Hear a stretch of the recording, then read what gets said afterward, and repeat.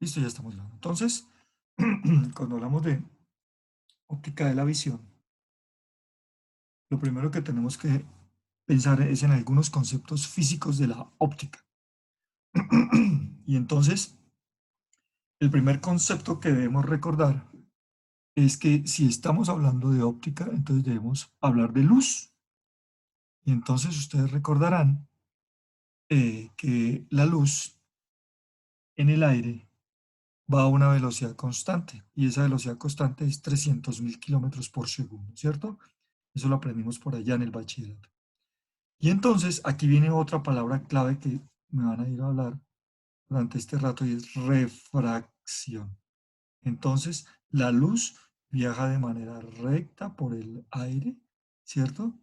Pero que cuando se encuentra con otro material distinto al aire, inmediatamente esa luz se puede doblar. A ese doblarse los rayos de luz es lo que se llama la refracción. Entonces existe una cosa que se llama índice de refracción de una sustancia transparente. Entonces, la luz viaja a esta velocidad. Cuando hablamos de un índice, o cuando le hablen de un índice de refracción de una sustancia, lo que le están hablando es de el cociente entre la velocidad de la luz en el aire y su velocidad en ese medio. Voy a poner un ejemplo porque suena muy complicado, pero es muy sencillito. Hagamos de cuenta, este es el aire. ¿Sí lo ven acá? Entonces los rayos viajan así, mírenlos como lo estamos viendo, paralelos unos a otros. Si aquí hay un vidrio, si usted le pone un vidrio aquí, ¿cierto?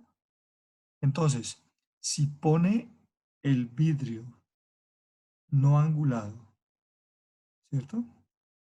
Sino perpendicular, ¿qué pasará con los rayos? Los rayos siguen derecho, ¿sí ven? Siguen derecho. Pero el vidrio no es aire. Ya aquí en el aire, la luz viaja a 300.000 kilómetros por hora, ¿verdad? Pero cuando llega aquí, sobre este vidrio, ya la velocidad de la luz ya no es la misma. ¿Qué pasa? Frena, disminuye. Cada objeto tiene su propia velocidad. Eso ya está determinado y no nos lo vamos a inventar. Entonces, vamos a hacerlo con un ejemplo. Entonces, cuando le hablen del índice de refracción de una sustancia transparente, por ejemplo, el vidrio es una sustancia transparente. Entonces, cuando la luz atraviesa el vidrio, ya baja de velocidad, ya no va a 300.000 kilómetros por hora, sino va a 200.000 kilómetros por segundo, perdón, por segundo. Entonces, nos dicen que ¿qué es el índice? Es el cociente. ¿El cociente qué es? Dividir. Entonces, si yo divido siempre sobre la velocidad de la luz, 300.000 kilómetros por segundo sobre 200.000 kilómetros por segundo, el índice de refracción del vidrio es de 1.5.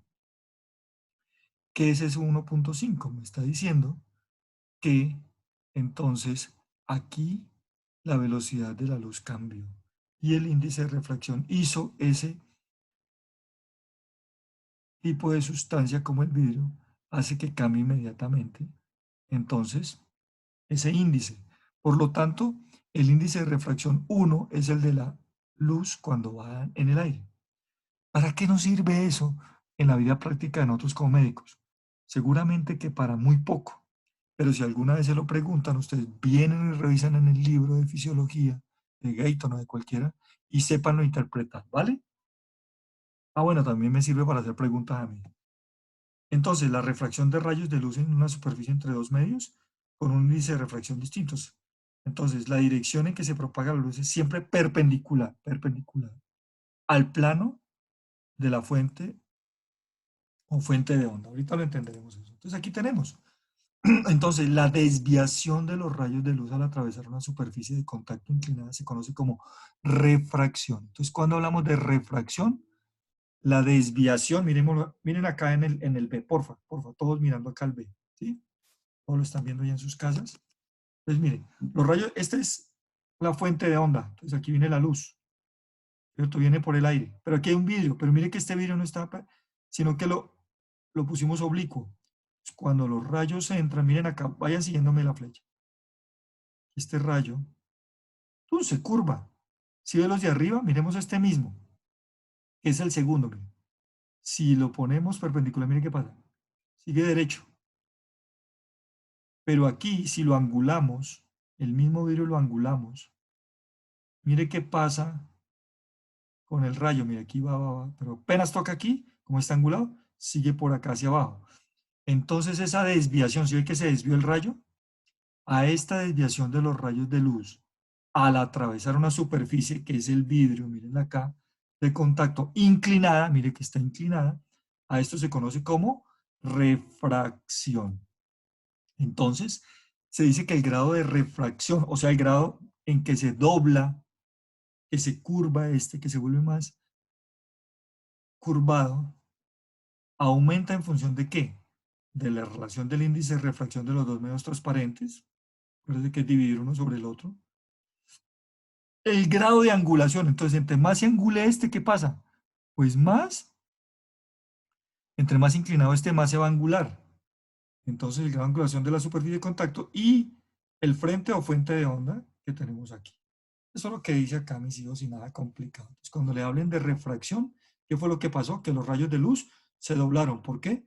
Porque entraron en otra, pasaron de una fuente a otra sustancia.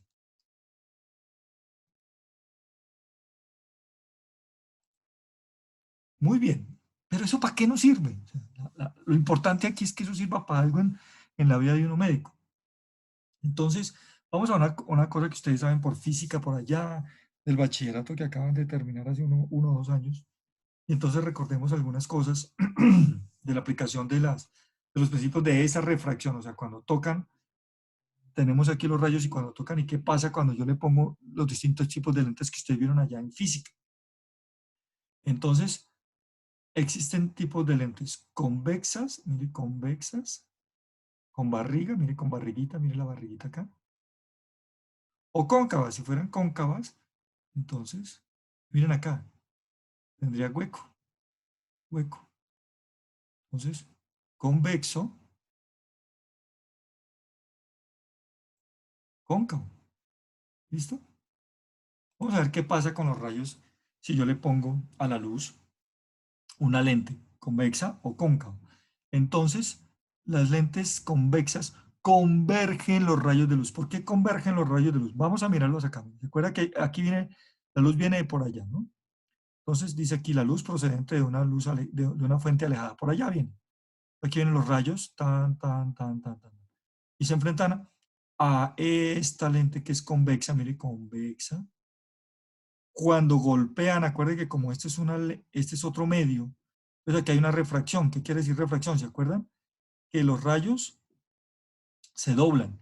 En este caso, mire que todos se doblan y son convergentes, todos se doblan hacia un punto más atrás y ahí convergen todos los rayos, ¿cierto? Entonces, conclusión, las lentes convexas hacen que los rayos de luz converjan en un punto, ¿cierto? Ese punto que está detrás de la lente se llamará punto focal, este que está aquí. Y la distancia entre el objeto de refracción y el punto focal se llama distancia focal. Punto focal, distancia focal. Lente convexa, rayos convergen. ¿Listo? Esos son los conceptos sencillitos. No nos vamos a poner a pontificar sobre eso. No se refractan por la entrada perpendicular, impiden en la parte a la superficie de la lente, todos los rayos pasan por un punto único o llamado punto focal. Todos van a dar a un punto focal. En cambio, si lo que le ponemos a estos rayos, a estos mismos rayos de luz, es una lente cóncava, cóncava, aquí los rayos no convergen, sino que divergen. Mira, aquí vuelven y entran todos, pero cuando tocan aquí se van, se van, se van, unos sí siguen. Ojo con estos que siguen. Bien, me voy a devolver y quiero que miren una cosa muy interesante. Los rayos que inciden en el centro de la lente, mire, este, ¿cierto? Se doblan muy poco, ¿sí lo vieron? Y lo mismo sucede acá. Miren los que están por el centro. Muy poco, ¿no? En cambio, los que están en los extremos son los que más o convergen o divergen. Dice que no se refractan porque atraviesan el lente y la superficie de contacto perpendicular a las de luz. Ahora, entonces, la primera conclusión que tenemos es que las lentes convexas hacen que converjan ¿no? Convexas convergen en un punto focal. Las lentes cóncavas divergen. Eso es muy interesante. Entonces, las lentes cilíndricas desvían los rayos de luz en un solo plano, ¿cierto? Mire que estas, ¿qué quiere decir en un solo plano? Que los rayos que entran por acá siguen su camino normal, pero estos que entraron por acá, miren esto, ahora vamos de allá para acá, ojo que vamos de allá para acá, aquí vienen los rayos, miren estos, hay algunos que siguen, estos que están punteados, ¿sí los ven?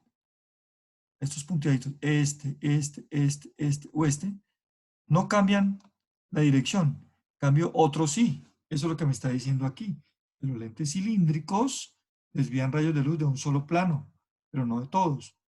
Los rayos de luz se refractan por todos los bordes y convergen en un punto focal también. Mira, los bordes, tin, este borde, tin, este borde, tin. Pero los que entran por el centro, no, siguen derecho. Y todos van a dar a un punto focal. El ejemplo es la lupa. Entonces, el foco puntual de los rayos de luz paralelos que llegan a una lente convexa esférica. Ese es el ejemplo clásico de la lupa. La lente convexa cilíndrica desvía los rayos, esta desvía los rayos, que llegan a la luz, pero no los que llegan arriba y abajo. Esta parte no me interesa mucho.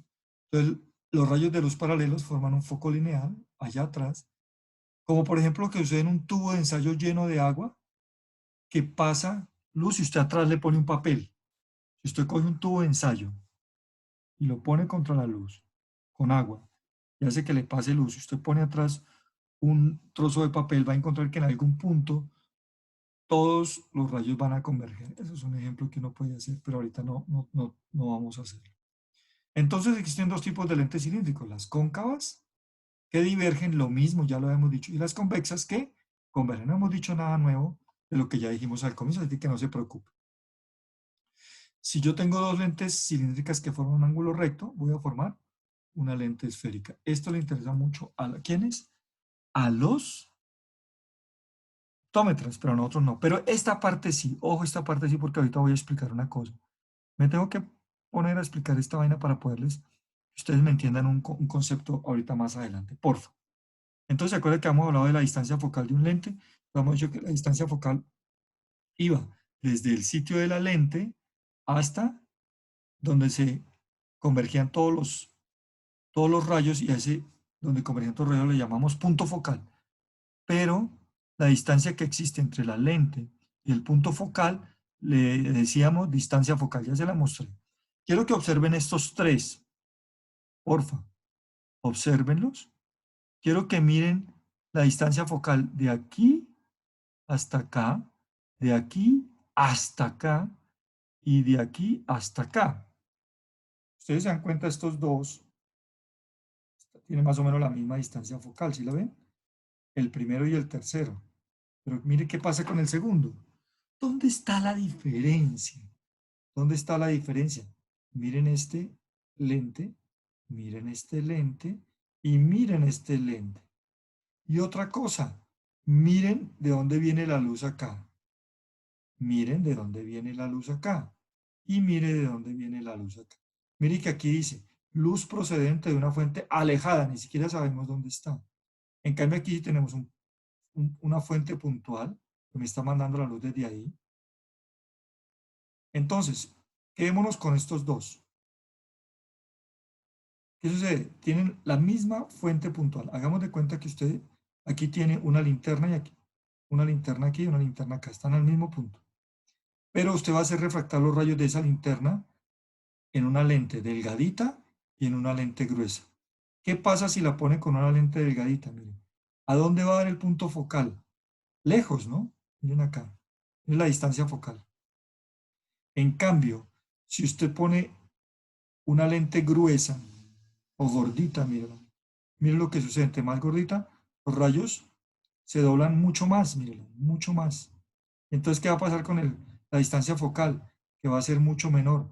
Aquí la distancia focal va a ser mucho mayor. ¿Sí la ven acá? ¿Por qué es importante este concepto que yo les estoy dando, mis hijos? para que ahorita después me puedan entender por qué después de cierta edad algunos tenemos que usar gafas por una enfermedad que se llama presbicia. Ahorita la vamos a ver. ¿Y qué es eso de la miopía? ¿Y qué es eso de la hipermetropía? ¿Vale? Con base en esto. ¿Y por qué podemos ver cosas cerquitas y cosas lejanas? Eso es lo que quiero. A la postre, lo que a mí me interesa es que ustedes aprendan eso. Esto de las lentes, sí, pues esta es la explicación para poder entender después lo otro. Pero miremos estas dos que son iguales. Pero ¿cuál es la diferencia? Que mire la luz de aquí, cerquita, ¿no? Mire, aquí tengo una linterna aquí. En cambio aquí la linterna puede estar por acá, mire.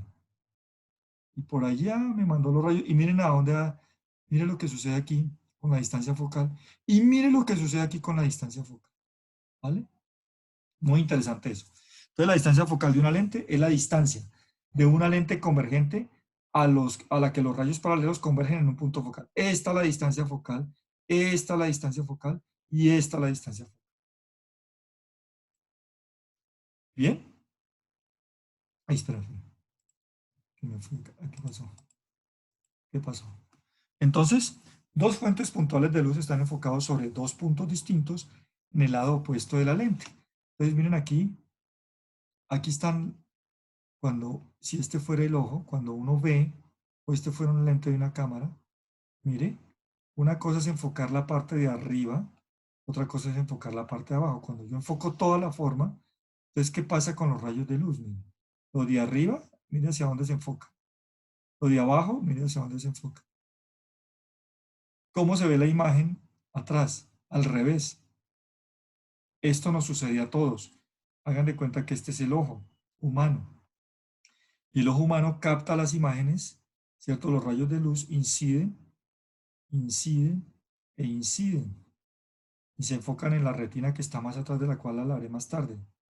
Entonces en la retina nosotros vemos el mundo al revés por esto, por óptica. El cerebro después la voltea y hace que nosotros veamos el mundo al derecho. Pero en la retina todo se ve al contrario por la refracción de los rayos que acabamos de ver.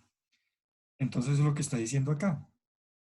La formación de una imagen por una lente convexa, mire una lente convexa, mire convexa, esférica, tiene un mecanismo de lente de una cámara fotográfica que hace que la imagen se vea al contrario, pero que después nosotros organizamos. Y ojo aquí, vamos a metiéndonos cada vez más en lo que nos interesa a nosotros los médicos.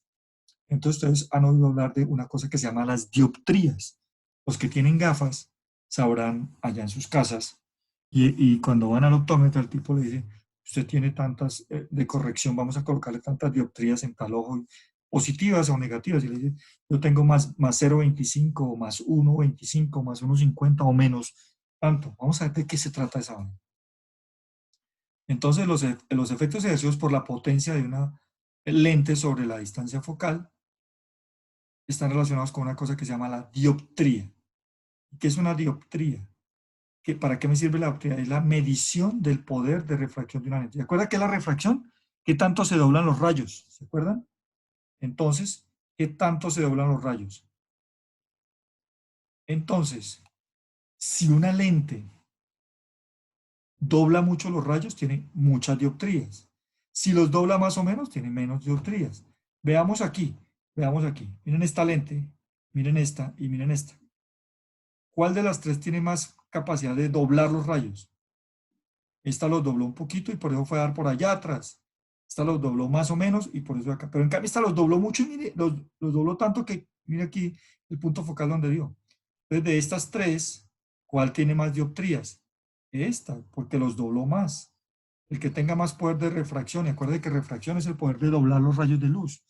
¿Sí ve cómo vamos poniendo en práctica lo que ya vimos hace rato? Entonces, cuando usted tiene la capacidad de doblar los rayos, cuanto más desvía una lente los rayos de luz, mayor es su poder de refracción. Mire. Cuanto más desvía, mire cómo los desvía aquí, los desvía, los desvía, los desvía, y entonces tiene mucho mayor poder de refracción. O sea que tendrá muchas más dioptrías. Este está a 1 metro. Una dioptría es la capacidad que tiene este lente de doblar los rayos y poner el punto focal a 1 metro. Mire. Si lo pone a 50 centímetros, entonces ¿cuántas dioptrías serán? Pues 2. Y si lo pone a 10 centímetros, pues será 10 veces un metro, o sea, será 10 dioptrías. Si lo pone a un metro atrás, será una dioptría. Si lo pone a 50 centímetros, es la mitad, o sea, 2 dioptrías. Pero si lo pone a 10 centímetros, los dobla y el punto focal queda a 10 centímetros, serán 10 dioptrías. Entonces, el poder de refracción de una lente cóncava, recuerde que la convexa, la que une, cóncava, no se expresa en función de la distancia focal. ¿Por qué? Porque es que la distancia focal aquí no va a haber porque los rayos en las lentes cóncavas dijimos que convergían o divergían. Divergían. Entonces, si no se unen, ¿cómo hacemos para saber? Entonces, si diverge a un metro, será menos una dioptría. Si divergen a 0,5 metros, menos 2 dioptrías. Si divergen a 10 centímetros, menos 10 dioptrías. Entonces, las lentes cóncavas también le medimos en dioptrías, sí, pero no le ponemos en valores positivos. A esta sí porque es convexa, ¿cierto? Y entonces a este le ponemos valores dioptrías positivas, pero a este le ponemos dioptrías negativas.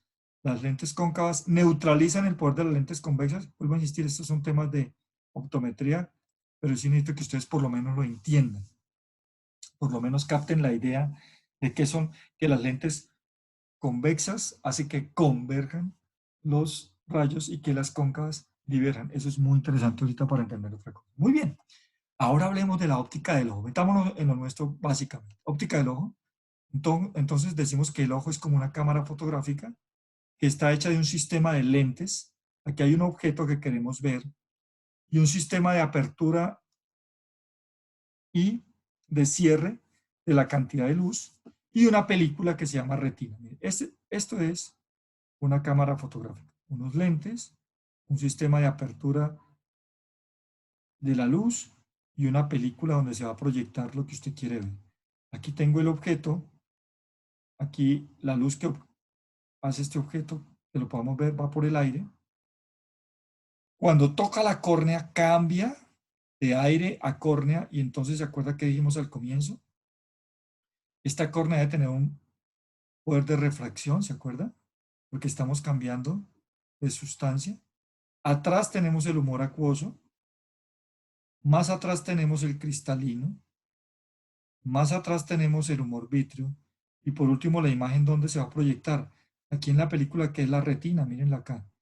Este objeto que está acá tiene que atravesar, manda la luz y la luz de este objeto va a atravesar el aire, la córnea, el humor acuoso, el cristalino, el humor vítreo para proyectarse aquí en la retina. ¿Sí lo ven?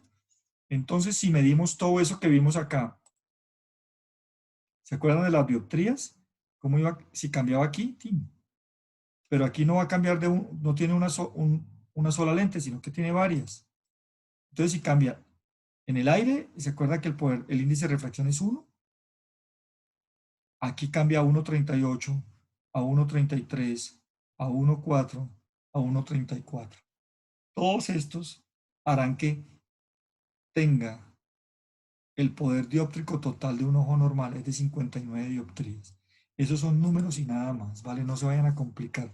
Lo que me interesa es que entiendan esto, que el objeto está acá y que el aire tiene un poder de refracción y tiene un índice de refracción y que cuando llega a la córnea cambia y que cuando llega al humor acuoso cambia y que cuando llega al cristalino cambia y que cuando llega al humor vítreo cambia y que la imagen se forma allá arriba. Cada uno de ellos entonces hace que esta imagen que tenemos que formar de este objeto que está aquí y que la vamos a formar acá en la retina, entonces sufre unas interfaces de aire, de córnea, de humor acuoso, de cristalino, de humor vítreo, para llegar por último allá. Eso es, las interfaces del ojo son, ¿entre quién? Entre aire y córnea, entre córnea y humor acuoso, entre humor acuoso y cristalino, entre cristalino y humor vítreo. Por eso aquí dice cómo son.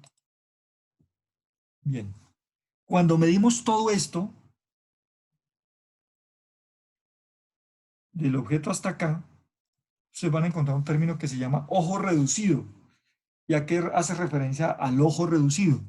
Es simplemente como si nosotros hubiéramos reducido este ojo y hubiéramos compactado todo esto que acabamos de ver la córnea, el humor acuoso, el cristalino, el humor vítreo, en un solo lente. Si lo hubiéramos unido todos, todos en un solo lente.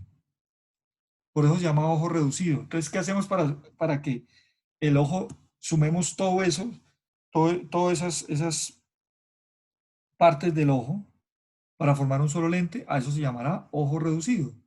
Entonces, la suma algebraica de todas las superficies de refracción del ojo que acabamos de ver forman una única lente y a eso es lo que se llama ojo reducido. Tiene un punto focal, un punto central de 17 milímetros delante de la retina, un punto central, y tiene un poder de refracción de 59 dioptrías con el cristalino acomodado a visión lejana. Si estamos viendo por allá hacia el infinito, el ojo tiene un poder de acomodación de 59 dioptrías. Todavía no entienden qué es acomodación, ahorita se lo voy a explicar. La curvatura del cristalino puede aumentarse para permitir la acomodación, y me voy a devolver a una imagen porque ahorita voy a empezar a hablar del cristalino. Me voy a devolver a mostrarles esta imagen que hace rato la vimos. ¿Se acuerda cuando yo les dije que una cosa es tener el lente delgadito o gruesote? Y mire cómo cambia la refracción. Si ve aquí el punto focal, cómo cambia, la distancia focal, cómo cambia. No olviden eso, porque el cristalino va a jugar un papel importantísimo en eso en nosotros. Y miren, una cosa interesante aquí otra vez para no olvidarlo. Una cosa es que la fuente sea lejana y otra cosa es que la fuente sea cercana. Es que tiene que ver eso con lo que vamos a ver. Vamos a ver. Entonces, la formación de la imagen de la retina, esto ya lo dije, es invertida. El cerebro lo considera normal y por eso lo vemos derecho. ¿Por qué? Porque el cerebro voltea la imagen allá porque él la considera derecha. Hay una cosa que se llama el reflejo rojo que procede de cada pupila y indica que la córnea, el cristalino y el humor vítreo son transparentes. ¿Qué quiere decir? Cuando yo coloco una luz sobre el ojo, si usted se fija en la pupila, siempre va a haber rojo. Usted ha visto en las fotos, a veces refleja, ¿han visto algunas fotos que quedan los ojos como todos raros? Eso es por el exceso de luz o por las alteraciones de luz que suceden en las películas, pero cuando usted coloca una fuente de luz sobre un ojo, va a ver siempre que, después lo van a ver en clínicas, ahorita no, hay un reflejo del ojo que usted lo va a ver rojo hacia el fondo. ¿Qué me está diciendo eso? Que lo que estoy viendo es atrás y que la córnea y que el cristalino y que el humor vítreo están transparentes y me dejan atravesar todos los rayos de luz. A veces, ¿qué pasa? Que usted pone el rayo de luz y no lo ve rojo, sino que lo ve blanco. ¿Qué quiere decir? Que algunos de estos ya no son transparentes. Por ejemplo, el cristalino se vuelve opaco. Y si el cristalino se vuelve opaco y ya no me deja ver este reflejo rojo, ¿qué me está indicando? Que si el cristalino se volvió opaco, a eso se llama catarata, que lo veremos más adelante en esta clase. Muy bien. Ahora veamos el mecanismo de acomodación. Ahora sí nos vamos a meter en los números. ¿Qué quiere decir? ¿Por qué podemos ver cosas lejanas y por qué podemos ver cosas cercanas? ¿Qué tiene que hacer el ojo para poder en un determinado momento ver una montaña que está allá al fondo, pero de pronto usted poder leer un libro que está cerca? ¿Cómo lo hace? Eso se llama mecanismo de acomodación, y aquí quienes se hace muy, muy importante en eso que acabamos de ver del ojo, el cristalino, este man que están viendo acá, este que están viendo en esta imagen. ¿Sí ven la córnea? El humor acuoso está aquí. Si ven aquí el cristalino, aquí debe estar el humor vítreo, ¿verdad? Pero quiero que, antes de mirar esto, quiero que observemos esta imagen todos allá, por favor. Todos, todos. Ojo aquí, esta se llama la córnea. Aquí hay una cosa que se llama coroides, que está por acá, ¿cierto? Aquí está la esclerótica, ¿cierto? Y por aquí, mire, atrás de ellos está el cristalino, ¿cierto? Esto es lo que vemos nosotros del ojo. La esclerótica, la conjuntiva, la córnea, la pupila que está acá en el centro, ¿cierto? Esto que permite abrir o cerrar. Y entonces, esto que está atrás, que no lo vemos, se llama el cristalino. Este cristalino, mire, está pegado acá al ojo gracias a unos ligamentos que se llaman ligamentos suspensorios. Pero también por aquí que encontramos unas fibras musculares, miren. Aquí está el cristalino atrás, aquí están los ligamentos suspensorios que están viendo ustedes acá, pero lo está rodeando un músculo. Ojo con eso, que es muy interesante para poder aprender a ver cómo es que acomodamos el cristalino. Entonces, en una persona joven, como todos ustedes que están en sus casas, en el joven, el cristalino es una cápsula elástica, el cristalino es elástico, resistente, que está formado por un líquido proteináceo, viscoso y transparente. Muy importante que sea viscoso y transparente. ¿Qué hace? Que si uno cogiera un cristalino, si ustedes lo apretaran a este man, lo podrían deformar, pero él vuelve y se forma otra vez, ¿cierto? Por esta característica que tiene. Eso si yo estoy joven. Relajado, si está relajadito, es esférico. Acuérdense de esa imagen que les mostré hace rato. ¿Se acuerda del gordito? Pues cuando está gordito es esférico por la retracción elástica de la cápsula. Entonces está ahí, relajado. Entonces, este man cuando está relajado está gordito. Entonces tiene 70 ligamentos, estos que están aquí, mire, 70 ligamentos que se llaman ligamentos suspensorios, anclados radialmente, que jalan los bordes, jalan estos hacia allá, hacia el perímetro externo del globo ocular, jalan. Dice que los ligamentos suspensorios están tensos por su inserción en el borde anterior de la coroides, miren acá, de la retina, y la retina que está más atrás. Dice que la tensión de los ligamentos suspensorios determina que el cristalino en reposo esté aplanado y tranquilo. Pero además de los ligamentos suspensorios, también tenemos los músculos. Mire, ojo aquí, mire. Estos son los ligamentos. Este es el cristalino, el que está en el centro. Y aquí, ¿quiénes están? Los músculos. Si lo vemos en esta imagen, estos son los ligamentos y aquí están los músculos. Entonces, los músculos ciliares, se llaman músculos ciliares, están hechos de músculo liso. Acuérdense del músculo liso. Y aquí necesitamos otra vez lo que vimos el semestre pasado. Recuerden cómo se contrae el músculo liso. Está hecho de fibras meridionales y circulares.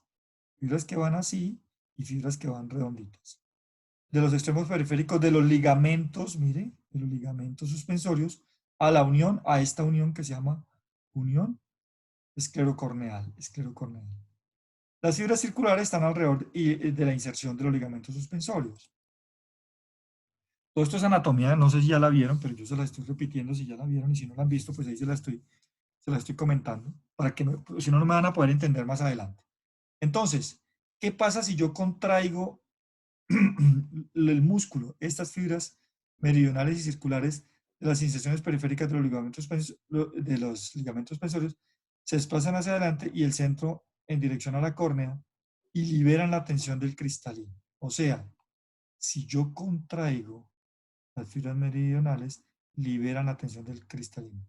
La contracción de las fibras circulares disminuyen el diámetro del círculo formado por los ligamentos suspensorios y se tira menos de la cápsula. ¿Para qué me sirve todo ese carretazo que les acabo de hacer? La contracción de los dos grupos de fibras musculares ciliares relajan los ligamentos suspensorios de la cápsula del cristalino y toma una forma esférica. Entonces, cuando se contraen los músculos, relajan al ligamento y al relajar el ligamento, este se acorta. ¿Y cómo se vuelve el cristalino? Más esférico, o sea, más gordo. Y se acuerden qué pasaba cuando se volvía más gordo. Si se vuelve más gordo, ¿qué pasa cuando una lente es más gruesa? ¿Convergen más o convergen menos? Acuérdense que esto es una lente biconvexa, convexa. Entonces, acuérdense que entre más gordo, ¿qué pasa con los rayos? Convergen más. Entonces, ahorita veremos para qué me sirve que esté gordo o que esté aplanado él. Entonces, ¿cómo hacemos? Acuérdense que lo que hicieron que los ligamentos cambiaran de forma fueron la contracción o la relajación de los músculos ciliares. Y dijimos que los músculos ciliares eran músculos ¿de qué tipo? Músculo liso. Y entonces, el músculo liso, aquí es donde vuelvo a insistir, por eso es que insisto tanto y molesto tanto, mis hijos. Si usted no aprendió nada en tercer semestre, esto les va a parecer japonés, chino, porque no van a entender absolutamente nada. Y aquí es donde me preocupan las cosas con ustedes, mis hijos. Me preocupa que haya gente que termine pasando a quinto semestre sin saber nada de tercero ni de cuarto, porque van a ser un fracaso como médicos. Y ahí es donde quiero que se pongan algunos de ustedes, los que están allá escuchándome, si están todos, Los que pasaron bien, los felicito. Y los que no pasaron, que pongan la mano en el corazón y valga la pena llegar a clínica sin saber nada de fisiología, porque van a ser un fracaso como médico. ¿Sí me entienden? Pónganse la mano en el corazón si vale la pena pasar todo esto sin saber nada. Entonces, acuérdense que esos son músculos, hacen parte del músculo liso. Y recuerdan ustedes que el músculo liso tiene dos formas, ¿cierto? De estímulo de tipo nervioso, simpático y parasimpático. Entonces, la acomodación controlada por nervios, esa acomodación del cristalino está controlada por los nervios. Los parasimpáticos, a partir del tercer par craneal, el motor ocular común, y hace que la visión nos sirva para visión cercana. Ahora, todo el carretazo que he dicho en estos, ¿cuánto, cuánto llevamos? En estos 40 minutos, pongámoslo en práctica acá. Dice, normalmente, cuando actúa el parasimpático, contrae el músculo ciliar, relaja los ligamentos suspensores del cristalino, el cristalino aumenta de grosor, se aumenta de grosor. ¿Qué pasa con los rayos? ¿Se doblan más o se doblan menos? Entre más gordo, más se doblan, ¿se acuerdan? Si se dobla más, ¿qué pasa con el poder de refracción? Pues es mucho mayor. Y si aumenta el poder de refracción, aumenta la capacidad para enfocar objetos cercanos. Resumen, si yo voy a leer, si yo voy a ver un objeto cercano, inmediatamente hay un estímulo parasimpático sobre los músculos ciliares, haciendo que se contraigan. Si se contraen los músculos ciliares, relajan los ligamentos suspensorios. Si se relajan los ligamentos suspensorios, el cristalino se abomba, aumenta de grosor, y al aumentar de grosor aumenta el poder de refracción, que fue el cuento que les conté con las lentes al comienzo, y al aumentar el poder de refracción aumenta la capacidad para enfocar objetos cercanos. Quiere decir esto entonces que para yo enfocar un objeto cercano, mi cristalino tiene que aumentar de grosor. ¿Listos? Voy a volver a decir esta parte por cuarta vez. Entonces, me voy a devolver a esta imagen. Necesito los músculos ciliares que están en contacto con los ligamentos suspensorios, y como su nombre lo indica, son los que sostienen al cristalino y hace que éste se mantenga o más plano o más grueso. Si se contraen estos, relajan estos, y si se relajan estos, hace que el cristalino se abombe más y se vuelva más grueso. Si se vuelve más grueso, aumenta su poder de refracción. Si se aumenta el poder de refracción, mire lo que sucede. Entre más grueso, ¿qué pasa con los rayos? Se desvían más y entonces el punto focal se hace más cercano y la distancia focal es menor. Entonces, ¿para qué me sirve? Para enfocar objetos cerquita. Mire qué pasa con objetos lejanos. Tenemos la misma, mire, aquí tenemos la misma distancia, ¿sí ven la misma distancia focal? Pero este es un objeto lejano. Si este fuera el cristalino, mire cómo tiene que estar el cristalino, delgadito. Pero si el objeto está cerquita, mire cómo se pone el cristalino, grueso para poderlo enfocar, para poder tener el mismo punto focal. ¿Sí? Sencillo, ¿no? ¿Sí ve por qué se tenían que mamar el carretazo de las lentes o si no, no me iban a entender? Era imposible que me entendieran, ¿verdad?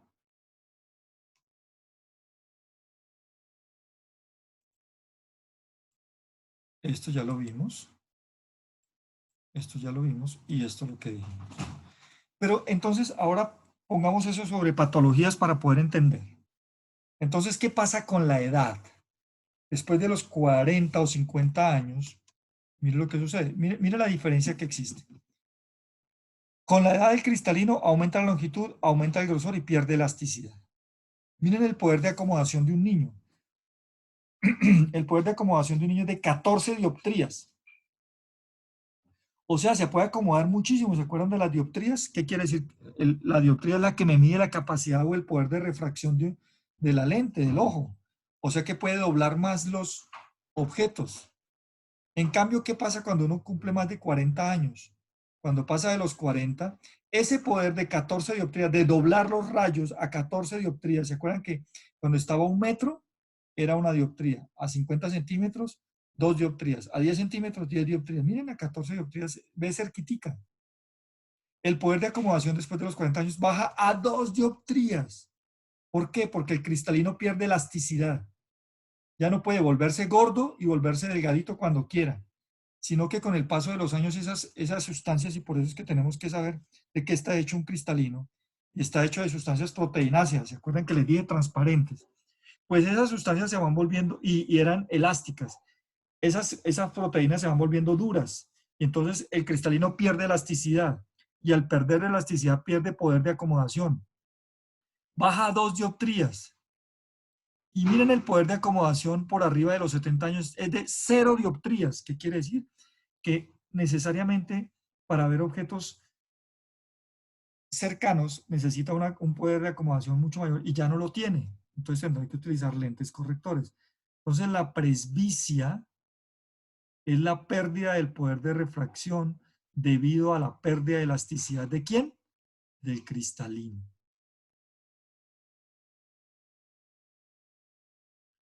Miren aquí, miren aquí, este man tiene presbicia, ¿cierto? Y mire, la imagen tiene que enfocarse aquí en la retina, pero mire dónde fue a dar el punto focal, por allá atrás. ¿Por qué? Porque este cristalino ya no se puede abombar. Si se abombara, ¿qué pasaría con estos rayos? Que los hacen diverger muchísimo más. Y entonces, ¿dónde enfocaría? Más adelante. Pero como ya no tiene ese poder de que este se vuelva más grueso, entonces necesita una lente, como las gafas que tengo yo, para poder que estos rayos hagan que divergen acá y caigan exactamente acá. ¿Sí? Eso es lo que ve uno, ¿cierto? Cuando tiene, si tiene presbicia. Entonces la presbicia es una alteración que se presenta con los años, en la cual el cristalino pierde poder de acomodación, ¿cierto? Entonces, necesitamos lentes bifocales para visión cercana y para visión lejana. Vamos al diámetro, vamos a la pupila. Entonces el diámetro pupilar, o sea, ¿cierto? ¿Saben todos cuál es la pupila? Miren aquí, quiero mostrársela acá. Esta es la pupila. Esta es la pupila, la pepita negra que dice la gente. Miren aquí la pupila. Miren aquí la pupila. Miren la diferencia entre, esta es una sola persona y esta es otra persona.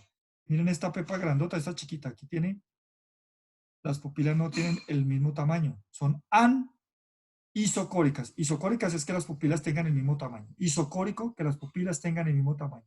Isocórico, que las pupilas tengan el mismo tamaño.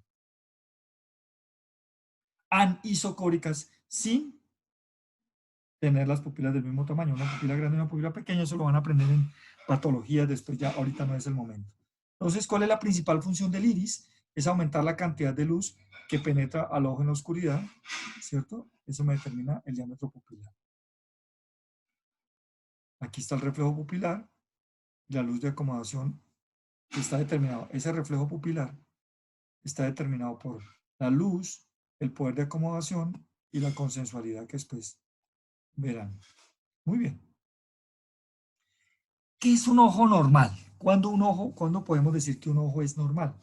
Entonces, cuando tenemos una visión normal, a todos los que están allá y que no tienen gafas, ellos tienen una visión normal. Visión normal es lo mismo que hablar de un ojo hemétrope. Hemétrope. Y entonces aquí nos vamos a meter, ¿se han oído hablar de miopía, hipermetropía? Ya vimos presbicia. Entonces, cuando el ojo está normal se llama ojo hemétrope. Hemetropía es visión normal. ¿Por qué? Porque los rayos de luz, mire los rayos de luz, que van paralelos, procedentes de objetos distantes, enfocan sobre la retina con el músculo ciliar relajado. Tienen que cumplir todas esas cosas. Entonces, puede ver de lejos y el efecto es simpático. ¿Se acuerdan que el parasimpático era el que me hacía ver de cerquita? El efecto simpático es más, aunque no es tan importante, pero sí, para enfocar de cerca necesito que los músculos ciliares como estén contraídos, fue lo que vimos hace rato. ¿Y el efecto es de qué tipo? Parasimpático. Esto es lo importante, esto que estamos viendo ahorita de presbicia, de enfoque, de dioptría, en esta clase. ¿Sí lo ven? Sencillito, ¿no? Entonces, yo tengo un ojo de métrope cuando es capaz de ver de lejos, ¿cierto? Con el músculo ciliar relajado,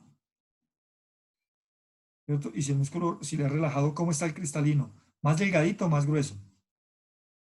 Pues más delgadito, porque cuando está grueso es cuando está contraído el músculo ciliar. Muy bien. Pero hay algunos que no pueden ver bien. Entonces ya puede ser o porque tienen problemas para ver de cerca o porque tienen problemas para ver de lejos. En la hipermetropía o hiperopia, en realidad es hipermetropía, son pacientes que tienen un globo ocular corto. Nacieron con el globo ocular corto. Miren aquí la hipermetropía. Si el globo ocular es corto, ¿qué pasa cuando la imagen llega? ¡Pum! Va y se proyecta allá atrás. ¿Se acuerdan que cuando aquí llegan al cristalino y por todas esas partes hacen la refracción, los rayos, ¡pum! No tienen que caer en la retina para no ver bien? Pero estos caen más atrás porque el globo ocular es corto.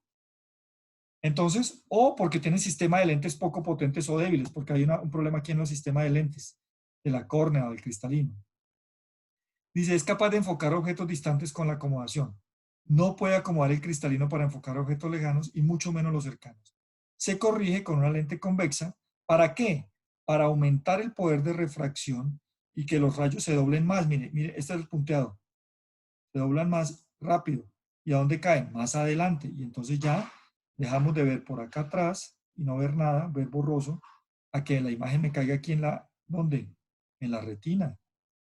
Entonces, cuando usted tiene hipermetropía, necesita lentes convergentes, por eso son positivas. Le dice tiene más una dioptría esta vaina. Miren aquí el objeto, ¿cierto? Esto es otra cosa, ahorita vamos a ver. No vamos a tener acá con aquí corrección de la hipermetropía. No vamos a tener en cuenta eso. Muy bien. Aquí tenemos, en cambio, en el ojo miope, la cosa es distinta. Miren el ojo hipermétrope. ¿Sí ve dónde ve la imagen? Por allá atrás. ¿Qué pasa con el ojo miope? La imagen la proyecta más adelante. ¿Por qué? Porque en este caso, el globo ocular que es demasiado largo, mire, demasiado largo. Entonces la imagen se termina formando más adelante. El normal, mire, este es normal, este es muy largo y este es muy corto.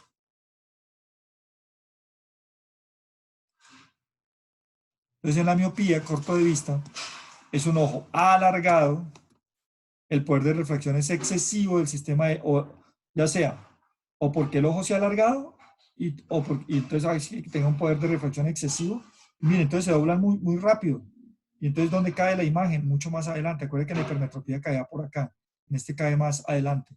No se puede disminuir la fuerza del cristalino, no puede enfocar objetos distantes que tiene que acercarlos. Entonces son los que acercan las cosas para poderlas ver bien. ¿Sí han visto? Y se corrige con lentes esféricas cóncavas. Si ve que en la hipermetropía lo que necesitamos era convexas, ¿para qué? Para que doblaran más y cayeran más adelante. En este no, en este tenemos que se vayan más atrás. Si ven lo importante y lo interesante que fue haber visto al comienzo de la clase lentes cóncavas y lentes convexas. Recuerde que las cóncavas, como esta, divergen.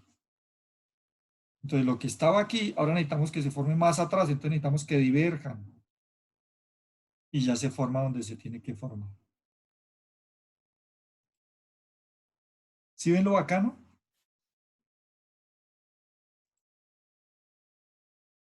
Hay otra alteración que es mucho más, que también es muy frecuente, que muchos de ustedes puede que las tengan allá, que se llama el astigmatismo.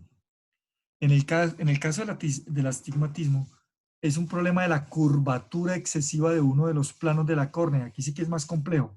Entonces aquí el problema es de la córnea que sea más curva en alguno de los puntos. Entonces uno de los ejemplos clásicos es que se han visto que la córnea pues debe ser, me vuelvo a uno donde podemos ver una córnea. Aquí está la córnea, ¿sí la ven acá? Está la córnea, la curvatura.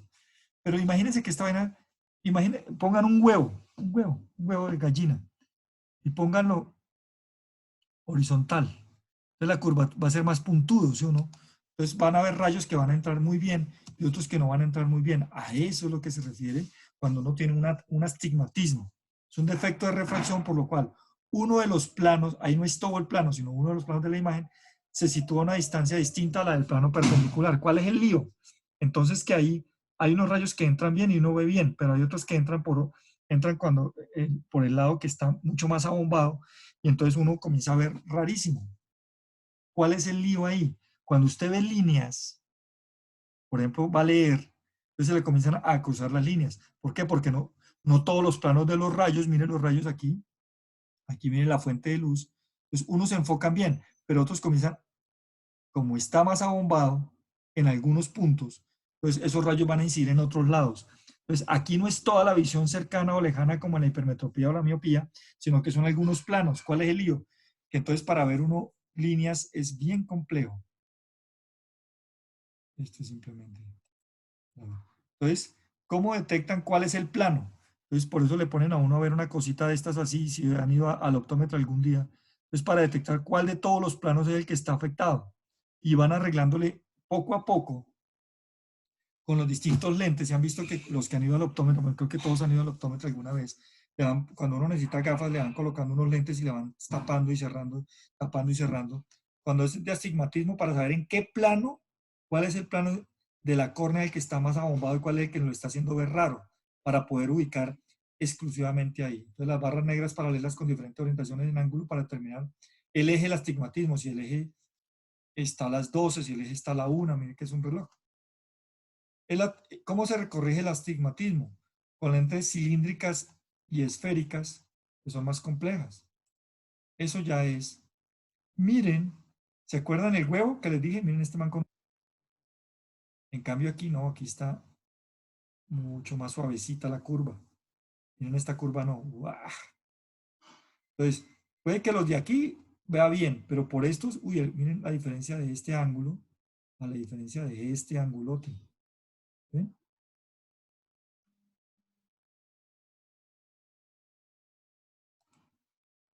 Muy bien. Hay otra patología que se llama el queratocono, que es la deformidad de la córnea, ¿cierto? Ya demasiado pronunciada. No, aquí sí ya es toda la córnea. Las cataratas es la opacidad del cristalino. Aquí no nos vamos a poner, no nos vamos a detener en esto. No nos vamos a detener en la agudeza visual, eso es de clínica y después lo van a ver. No se preocupen. Todo esto lo van a ver después. Nos vamos a detener en esta parte. Y simplemente recordarles que el humor acuoso que está aquí, ¿cierto? Hace que este ojo se mantenga humidificado, ¿cierto? Y en buenas condiciones. Es líquido, el humor acuoso, por eso tiene su nombre, se forma en la parte anterior y hace una recirculación, y en la parte de atrás se forma el humor vítreo para darle alimento también a la parte de la retina. Mientras que el humor acuoso, pues es acuoso, como su nombre lo indica, el vítreo es gelatinoso y está unido por un fino entramado fibrilar de proteoglucanos y eso es lo que lo hace eh, más viscoso, más gelatinoso. ¿Cuál es la vaina? Que este humor acuoso tiene que, y este humor acuoso le da cierta presión al ojo para mantenerlo no colapsado, sino para mantenerlo abierto. Entonces, que no abierto el ojo, sino abierto todas estas cavidades. ¿Qué sucede? Que ver una recirculación de este humor se va formando todos los días, como lo vamos a ver acá, y se tiene que drenar. Esta humor acuoso que se forma acá le forma una presión aquí al ojo que debe mantenerse constante. ¿Cuánto formamos de humor acuoso al día? De 2 a 3 mililitros por minuto y se secreta por secreción activa del epitelio de los procesos ciliares, son los epitelios que están por acá, al lado de los cuerpos ciliares. Aquí se va formando y va haciendo tránsito por acá y se va recirculando, recirculando, se va reabsorbiendo y para mantener toda esta parte de acá.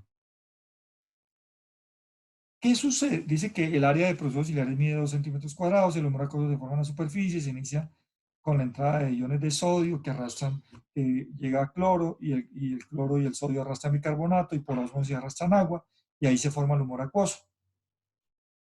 ¿cierto? Él se tiene que estar evacuando por estos canales, ¿cierto? Y por estos conductos. Si un conducto de estos se tapa, como el conducto de Schlemm se tapa, o el humor acuoso se vuelve más espeso, ¿qué pasa? Que se comienza a acumular en la parte anterior del ojo. ¿Y eso qué consecuencias trae? Que comienza a aumentar la presión intraocular del ojo. Y si comienza a aumentar la presión intraocular del ojo, comienza a presionar todas las estructuras. Pero la que más sufre es la que está atrás, que se llama la retina, y por la retina acuerde que sale el nervio óptico. Y puede terminar dañando, si la presión sigue aumentando, termina dañando al nervio óptico y dejando en una ceguera permanente. El aumento de la presión intraocular del ojo se llama glaucoma. Glaucoma. Entonces, esta es la manera de cómo medimos con un tonómetro.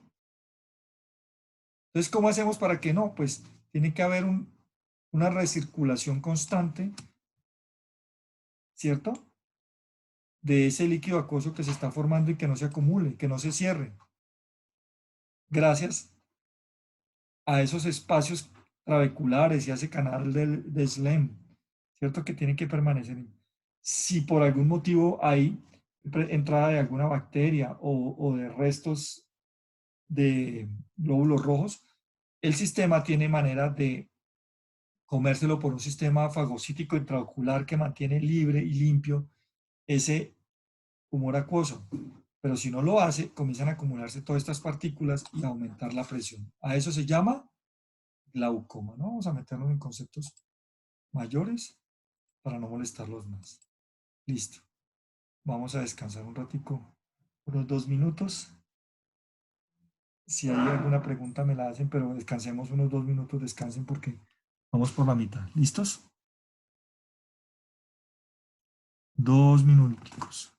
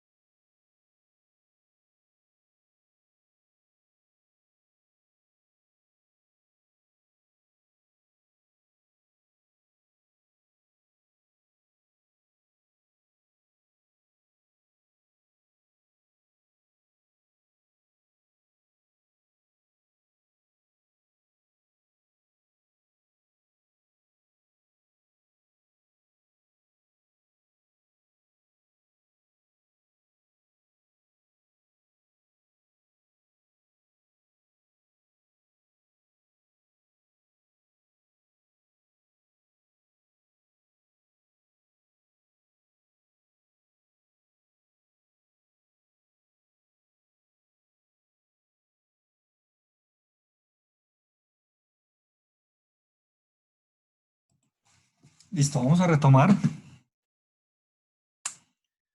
Vamos a retomar. Entonces, ya pasamos de la óptica, ¿cierto? Entonces ya sabemos. Ahora vamos a ver, ya la imagen nos llegó a la retina, ¿cierto? Ya entendimos cómo la imagen nos llegó a la retina. Ahora necesito ver cómo hace la retina para convertir eso en una imagen. Entonces vamos a ver qué es la retina, de qué está hecha la retina y cómo es que la retina capta un estímulo luminoso, cómo lo convierte en un estímulo eléctrico. Entonces, vamos, ¿vale? Entonces, lo primero que tenemos que recordar es que la retina es una porción del ojo que tiene la capacidad de funcionar como una película. Es sensible a la luz y lo hace mediante receptores. Cuando vimos las primeras clases hace casi un mes, empezamos. ¿Se acuerda que hemos ido hablando cada 8 días de receptores? Y dentro de los receptores que dijimos, habían unos fotorreceptores o receptores sensibles a la luz.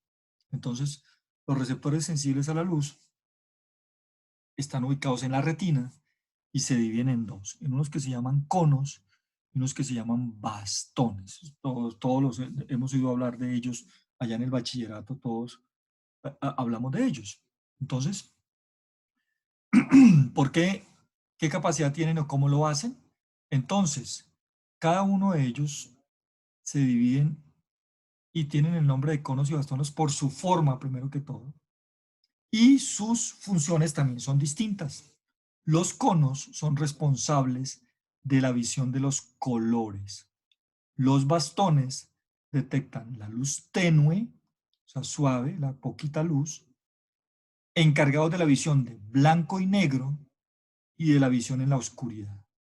Entonces, cuando estén en la oscuridad, acuérdense de que sus bastones son los que están ahí en la juega. Cuando estén viendo colores, cuando estén en el día, estén viendo la naturaleza, recuerden que los conos son los que están ahí funcionando en mayor proporción. No quiere decir que en unos o en otros no estén, pero siempre en la oscuridad más bastones, en la luz y en los colores, más los conos. Si observamos esta imagen, vamos a observar las capas de la retina. Muy importante tener en cuenta las capas de la retina. Yo no sé si ustedes han escuchado, de pronto algunos no, algunos sí, pacientes que dicen es que sufrió un desprendimiento de retina. La gente cree que cuando le desprende la retina se desprende algo de adelante y se le cae en el bus, pues porque está leyendo en el bus. No, la retina pues está allá en el fondo y la retina es una capa de milímetros, de menos de 1 milímetro, pero es una capa gruesa en el sentido microscópico porque en realidad es muy delgadita y está compuesta de varias capas, la retina. Entonces, cuando esta capa, que se llama la capa pigmentaria que vamos a ver ahorita, se desprende del resto de capas, es lo que se llama desprendimiento de retina en un paciente. Entonces, ¿cuáles son las capas que componen a la retina? Una capa que se llama la capa pigmentaria, que como su nombre lo indica, es una capa que está llena de melanina y es una capa oscura, ¿cierto? Y está allá al fondo. Seguida de una capa que se llama la capa neuronal, que está hecha de conos y bastones. Miren, cono y bastón. Mire, cono, tiene forma de cono. ¿Por qué se llama cono? Pues porque tiene forma de cono. Y las prolongaciones de estos receptores hacia la capa anterior, mire cómo se comunican con los otros. La capa nuclear externa que contiene los somas de los conos y los bastones. Miren aquí la capa nuclear externa,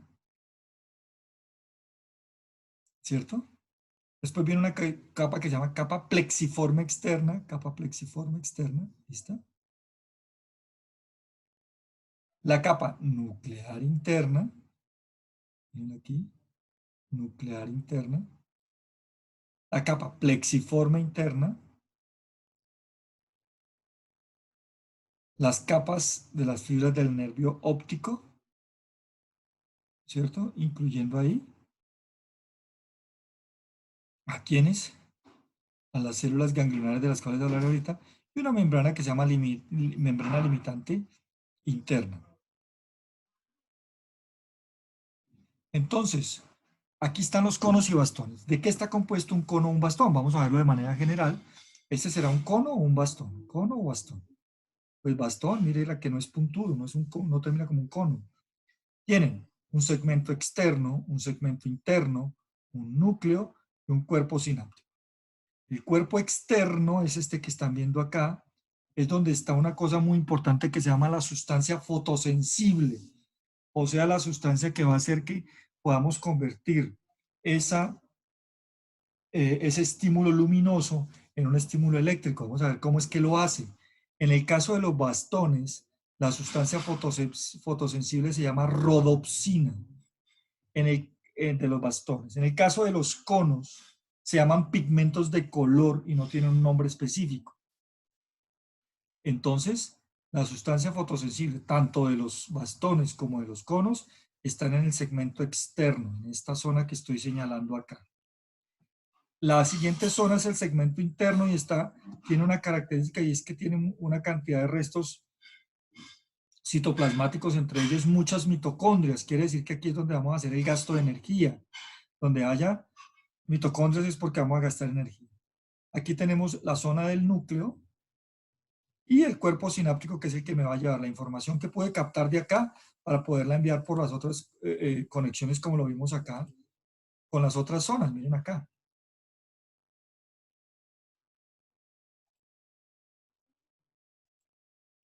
Muy bien. Entonces empecemos por la primera capa, se llama la capa pigmentaria de la retina. Ya le dije, contiene melanina y es una cosa muy importante. Yo no sé si ustedes han visto en la televisión, los que son curiosos sí, los otros definitivamente no. Las cámaras antiguas, si ven el Chavo, en un capítulo del Chavo genial, el don Ramón se vuelve fotógrafo. Entonces se tiene que meter detrás como de una capa negra, ¿se han visto? En las cámaras de antes de la primera mitad del siglo XX. Entonces se tienen que meter detrás para poder tomar la foto y para poderla revelar en cuartos oscuros. Pues la capa pigmentaria de la retina hace como esa capa negra. ¿Por qué?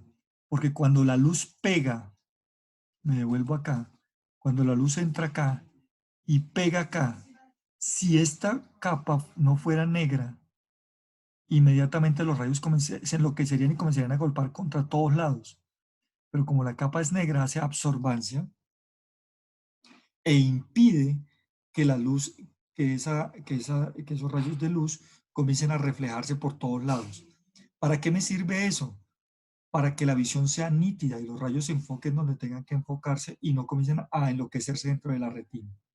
Entonces la capa pigmentaria contiene melanina y me sirve para eso. Mire qué linda esta foto, mis hijos, ¿cierto? O hay una cosa que ustedes van a aprender a hacer cuando sean médicos, cuando ya estén en clínica, que es fondo de ojo. A veces uno, cuando tiene suerte, puede ver una cosa así, con el oftalmoscopio. Los que se vuelven expertos, pues ya lo pueden hacer. Eso depende del paciente que le toque a uno, el grado de oscuridad y el grado de ustedes de pericia que tengan para aprender a hacer las cosas. Entonces, la irrigación de la retina tiene dos tipos de irrigación. Una por la arteria central de la retina que irriga las capas internas y una que está dada por la arteria de la coroides que está dada por las capas externas de la retina para los segmentos externos de conos y bastones, por ejemplo. Entonces, dos tipos de irrigación. Una irrigación central dada por la arteria central de la retina para las capas internas y una irrigación periférica dada por la arteria de la coroides. Vuelvo a decir, esto es anatomía que después la veo. Muy bien, muy bien. Ahora viene la cosa interesante. ¿Cómo hijo de madre es que uno ve? Entonces, la vaina es esta. ¿Se acuerdan de los pigmentos fotosensibles? Que en los bastones se llaman rodopsina y en los conos se llaman pigmentos de colores. Pues bien, lo que hacemos normalmente es que nosotros tenemos la sustancia, por ejemplo, en los bastones tenemos rodopsina, pero debido a la luz que le entre, a la energía lumínica, pues no porque en los bastones ellos ven con poquita luz, esta rodopsina se tiene que desintegrar. Y cuando se desintegra es cuando le manda la información, cambia la conformación del cono y hace que el cono mande la información, ¿cierto? Hacia las otras células. Entonces me voy a devolver, qué pena con ustedes. ¿Sí ven aquí el bastón? Pues la sustancia fotosensible está aquí en la parte externa, ¿se acuerdan? En el segmento externo. Esa sustancia se desintegra y hace que aquí sucedan unos fenómenos bioquímicos para que aquí haya un potencial de acción, si es que es un potencial de acción, vamos a ver más adelante, y mande la comunicación por acá, y por acá, y por acá, y por último termine mandando la información al cerebro. Miren lo interesante, así es que vemos. Entonces, normalmente la rodopsina, cuando se enfrenta a la energía lumínica, ¿qué comienza a hacer? Esta energía lumínica hace que esta rodopsina comience a tener unos cambios bioquímicos y se convierte en vatorrodopsina, ¿cierto? Que rápidamente, ¿cierto? Termina convirtiéndose en una sustancia nueva que se llama lumirrodopsina. Eso se produce en microsegundos. La lumirrodopsina inmediatamente en milisegundos se convierte en metarrodopsina 1 y la metarrodopsina 1 se convierte en metarrodopsina 2. Esto termina convirtiéndose en una vaina que se llama escotopsina, ¿cierto? Y esta escotopsina es la que hará que se produzcan todos los fenómenos bioquímicos de ahí para abajo para que el complejo lumínico termine convirtiéndose en un estímulo de tipo eléctrico y salga por el nervio óptico y suba donde vamos a ver a la corteza óptica que queda por allá en, el, en la parte occipital del cerebro. Ahorita lo veremos. Entonces, estos son los fenómenos que hacen que se produzca el estímulo para poder ver. Resulta y pasa que en estos fenómenos, ustedes han oído hablar que normalmente las mamás lo ponen a ustedes a tomar jugo de naranja con zanahoria. El cuento es para qué hijo de madre sirve si uno comiera más zanahoria ve mejor. Pues hasta cierta manera sí. ¿Por qué? Porque las zanahorias y la pigmentación naranja de las zanahorias y de las naranjas estaba por una sustancia que se llama retinol y el retinol es el precursor de una vitamina que se llama vitamina A. Entonces, la vitamina A es una fuente de reserva para cuando se nos acaba, porque ¿qué pasa con esta escotopsina? La podemos volver a reciclar y volver a empezar todo el ciclo, pero esta poco a poco se puede ir acabando. Entonces, cuando se va acabando, ¿de dónde obtenemos nuevamente rodopsina? A partir de la vitamina A, que se convierte en una sustancia que se llama todotransretinol, y el todotransretinol puede convertirse en todotransretinal o viceversa. Y en presencia de unas enzimas que tenemos allá en el ojo que se llaman isomerasas, se terminan convirtiendo en 11-cis-retinol o 11-cis-retinal. Y el 11-cis-retinal es el precursor de la rodopsina. Entonces, digamos que la vitamina A la tenemos como una reserva cuando comienza a acabarse la escotopsina. ¿Qué pasaría? Y mire que estamos hablando de los bastones. ¿Qué pasa si un paciente tiene un déficit de vitamina A? Entre otras cosas, creo que ya lo vimos cuando vimos hígado, que tenemos unas fuentes, el hígado tiene unas reservas de vitamina A grandísimas. Nos duran más o menos para, si uno dejara de consumir alimentos que tengan vitamina A, tendríamos vitamina A para un año. ¿Qué sucede cuando un paciente comienza a tener déficit, por ejemplo, una alteración del hígado y comienza a tener déficit de vitamina A? La rodopsina, que es de los bastones, comienza a tener déficit. Y entonces no hace todo este proceso y entonces comenzamos a tener problemas para ver de noche, ¿cierto? Y a esto se llama ceguera nocturna. Entonces los pacientes que comienzan a mencionar que tienen problemas de noche, que no ven bien, uno podría comenzar a sospechar en déficit de vitamina A. Pero ojo, vuelvo a insistir, el problema es que la vitamina A tiene grandes reservas. Entonces uno terminaría pensando en un problema hepático. Fíjate cómo todo en medicina se va relacionando una cosa con la otra. No todo es fijo. Ahí pueden ustedes comenzar a jugar con toda la fisiología que han ido aprendiendo. Entonces la vitamina A sirve para formar rodopsina, donde en el citoplasma de los bastones y en el epitelio pigmentario de la retina tenemos también restos de vitamina A. Y el déficit de vitamina A en un paciente, ¿qué le puede producir? Déficit, el déficit puede producir una ceguera nocturna, ¿cierto? Ya que no puede formar retinar, por lo que disminuye la rodopsina, pero la ventaja es que la tenemos, lo que ya le dije, que se almacena en el hígado. Acuérdense de estos pasos, no los pueden olvidar. Muy bien. Y aquí viene una de las grandes particularidades fisiológicas que uno puede encontrar, de las grandes cosas extrañas que uno puede encontrar en la fisiología. Recuerde que para que haya una estimulación o para que haya un estímulo de tipo neuronal, se necesita que haya la despolarización, que lo vemos por allá al comienzo, lo vimos al comienzo del tercer semestre, ¿cierto? Y recuerdan que la despolarización se produce por entrada masiva de sodio, ¿cierto? Resulta y pasa que cuando yo les dije, cuando yo les expliqué eso por allá al comienzo del semestre anterior, yo les dije, ojo con tres conceptos. Un concepto es la despolarización, otro concepto es la repolarización y otro concepto que les dije, lo voy a sacar de esta clase, lo recuerdo bien, para que no se vayan a confundir, que se llama la hiperpolarización. Pues bien, los bastones estimulan la parte eléctrica no con despolarización, sino con hiperpolarización. Entonces, la pregunta es, ¿y cómo lo hace?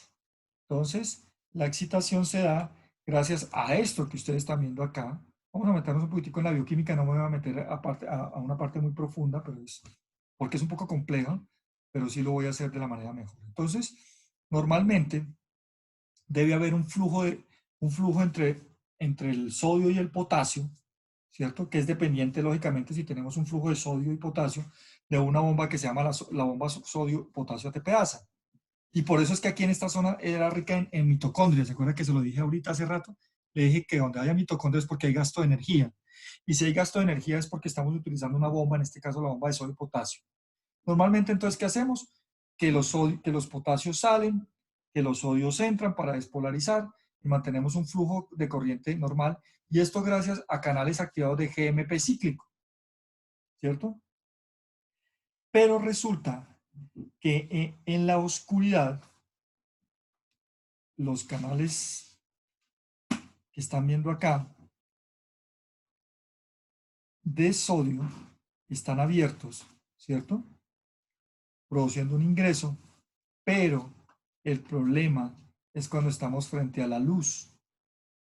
Cuando estamos frente a la luz, inmediatamente los canales o estos canales de GMP cíclico, que son los que hacen que se produzca el flujo, se cierran y cuando se cierran no permiten la entrada de sodio ni la salida de potasio y cuando se produce esto, las concentraciones negativas dentro de la célula se aumentan y se produce la hiperpolarización. Esta hiperpolarización hace que se estimule inmediatamente en los bastones para poder hacer que se produzca esto. Entonces, la descomposición de la rodopsina, la disminución o el que comience a utilizarse la rodopsina y si comenzamos a utilizar la rodopsina es porque estamos utilizando los bastones, disminuye la conductancia para el sodio. Si se disminuye la conductancia para el sodio, ¿qué sucede? Que inmediatamente el sodio deja de entrar y deja la célula mucho más electronegativa. Al dejarla mucho más electronegativa, se aumenta la hiperpolarización y en este momento tendremos excitado a los bastones. Muy bien. Entonces, cosas interesantes de los bastones, primero que ven a blanco y negro, que ven de noche, poquita luz, utilizan poquita luz. ¿Cuál es su sustancia fotosensible? La rodopsina.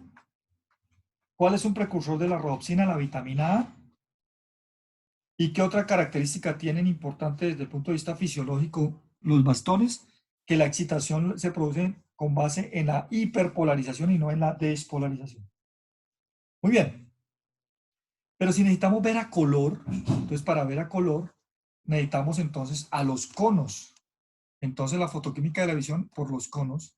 Entonces los fotopigmentos tienen opsinas, las fotopsinas que son diferentes de las escotopsinas, ¿se acuerdan de las escotopsinas de los bastones? Y los fotopigmentos para el color son combinación de retinal y fotopsinas, estos dos. ¿Y por qué vemos en colores? Porque tenemos tres receptores básicos o tres pigmentos básicos que son el color azul, el verde y el rojo. Azul, verde y rojo. Con base en estas tres combinaciones, nosotros vemos en colores. Hay una cosa interesante de la adaptación a la luz y a la oscuridad. Entonces podemos tener adaptación a la luz gracias a la combinación de tanto conos y bastones y a la fotosensibilidad. Dice que la adaptación a la luz, la exposición a la luz, hace que disminuyan las sustancias fotosensibles. Al disminuirse, hay una disminución de la sensibilidad a la luz. Adaptación a la oscuridad, cuando nos exponemos a la oscuridad, el retinal y las opsinas y los pigmentos sensibles a la luz hacen que aumenten los pigmentos fotosensibles, captando lo que mejor podamos. Miren, este es un cono típico, miren. ¿Por qué se llama cono? Pues porque parece un cono. Entonces, ¿por qué y en qué parte de la retina vemos a color? De la localización del color, la gran cantidad o la mayoría de los conos se localizan en la fóvea del ojo. Entonces tenemos que volvernos bien atrás y quiero mostrarles. Miren aquí la fóvea. Aquí está la salida del nervio óptico. En esta zona se localiza una gran cantidad de conos. Entonces, la función es la visión a color y responde a la luz brillante.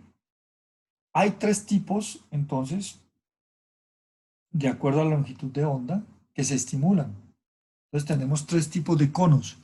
Conos que ven en azul y que detectan ondas lumínicas a 420 nanómetros.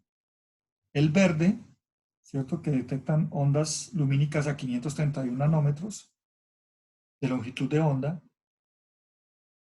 Y rojos a 558 nanómetros de longitud de onda, ¿cierto? Con una característica. Y entonces ya sabemos cómo vemos en la oscuridad.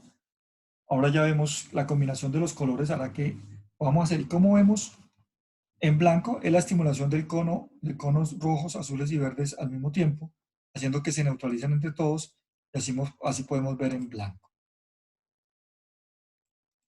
No sé si tengo por acá. No, no tengo por acá. No tengo por acá. No, no tengo. Para poder determinar las ondas de luz. Muy bien. ¿Cómo hace para comunicar? Entonces ya sabemos cómo se estimulan los conos, cómo se estimulan los bastones, ¿cierto? Ya sabemos que la luz llega acá, que la capa pigmentaria impide que se refracte para todos lados, que se refleje para todos lados. Y entonces tenemos que estimulan a las zonas fotosensibles, o sea, a las zonas exteriores de los conos y bastones, en uno las rodopsinas, en otro los pigmentos de color, y estas sustancias se desintegran y mandan la estimulación para que, ¿qué? ¿Cómo es la comunicación entre los conos y bastones en la otra parte para llevar la información? Entonces, los fotorreceptores que son los conos y los bastones que están aquí, se comunican están en contacto con la capa plexiforme externa. Aquí hay sinapsis con células bipolares y horizontales. Ojo, células bipolares, mírenlas acá, y horizontales, están acá. Las células horizontales, las células bipolares en la capa plexiforme interna, hacen sinapsis con las ganglionares y las amacrinas. Miren las ganglionares y las amacrinas. Las amacrinas llevan señales en ambas direcciones y las ganglionares dan la señal de salida retinal hacia el nervio óptico y al cerebro. Entonces, esta es la organización. Capa pigmentaria, conos y bastones, comunicación con células bipolares y horizontales, comunicación con células amacrinas y comunicación con células ganglionares. Y a partir de aquí ya sale la información para mandársela al cerebro. Entonces, ¿cómo hacemos para mandar la información? Entonces, tenemos dos vías. Un nuevo sistema rápido que está más por conos, y acuérdense que los conos se concentran en la fóvea, y un viejo sistema en el cual hay conos y bastones y están más hacia la periferia de la retina. Entonces, en esta, ¿cuál es la comunicación? Los conos mandan comunicación a células bipolares y células bipolares a células horizontales. ¿Y quiénes ayuda para que esta información llegue clarita? Las células horizontales que son inhibitorias e impiden que la información se vaya para otro lado. Ese es el sistema nuevo, es un sistema muy dinámico, rápido para que la información salga rápidamente por las células ganglionares de lo que ya interpretó los conos como color y lo lleve hasta el cerebro. En el viejo sistema, Entonces tenemos conos, bastones y están más hacia la periferia. Acuérdense que los conos se concentran en la fobia en el centro. ¿Por qué está dado? Por bastones que se comunican con células bipolares, que se comunican con células amacrinas, que por último se comunican con células ganglionares que sacan la información hacia el cerebro por el nervio óptico. Aquí las células horizontales y las células amacrinas también funcionan como inhibitorias, haciendo que la información llegue más nítida. Miren que aquí es más larga, aquí es más corta y más ágil. Entonces, ¿quiénes nos ayudan a transmitir la información? Entonces, lo primero que tenemos que recordar es que aquí hay un potencial de acción, por lo tanto vamos a necesitar neurotransmisores. Entonces, los conos y bastones liberan glutamato en sinapsis con células bipolares. Recuerden que si vemos acá, los dos siempre se comunican ¿con quién? Con células bipolares. Miren las células bipolares acá, pegadas a los conos y pegadas a los bastones. Entonces, los conos y bastones por lo regular liberan glutamato, que es una sustancia excitatoria. Las células amacrínicas utilizan hasta 8 neurotransmisores, entre ellos el GABA, la glicina, la dopamina, acetilcolina y la indolamina. Casi todas ellas son inhibidoras. Miren que las células amacrinas funcionan como inhibición de la información. ¿Qué quiere decir eso? No quiere decir que las células amacrinas están por acá. Impiden que la información salga. No, lo que hacen es que la información que venga por acá no se comience a dispersar por acá y entonces inhibe que otras células se metan por los lados. Lo que hacen es hacer esa función de puente para que la cosa llegue muchísimo mejor. Muy bien, las células ganglionares hacen potenciales de acción que comunican a través del nervio óptico, haciendo que esas células ganglionares manden ese impulso hacia allá. El resto de neuronas hacen una conducción de tipo eléctrico. Esta es una conducción de potencial de acción. ¿Qué función tienen las células horizontales? Ya lo dije con las amacrinas. Hacen una conexión lateral con cuerpos sinápticos de conos y bastones y tiene una función netamente inhibitoria. ¿Para qué? Para que no se comience a mezclar la información de otros lados y hagan un patrón de contraste, haciendo que la información luminosa se centre en el sitio de excitación y no comience a haber distracción por otras cosas. Y veamos clarito las cosas.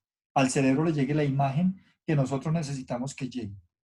Las células bipolares tienen una función de tipo despolarizante con liberación de glutamato de los conos y los bastones y a veces pueden hacer una función hiperpolarizante de manera indirecta con las células horizontales, ayudándole a su función de tipo inhibitoria. Las amacrinas, por vía directa de bastones, nos sirven para los cambios de iluminación y nos hacen distinguir la respuesta de cuando cambiamos de una luz muy intensa a una luz más tenue. Las células amacrinas lo que hacen es que inhiben las otras zonas para que no comiencen a ver imágenes distorsionadas.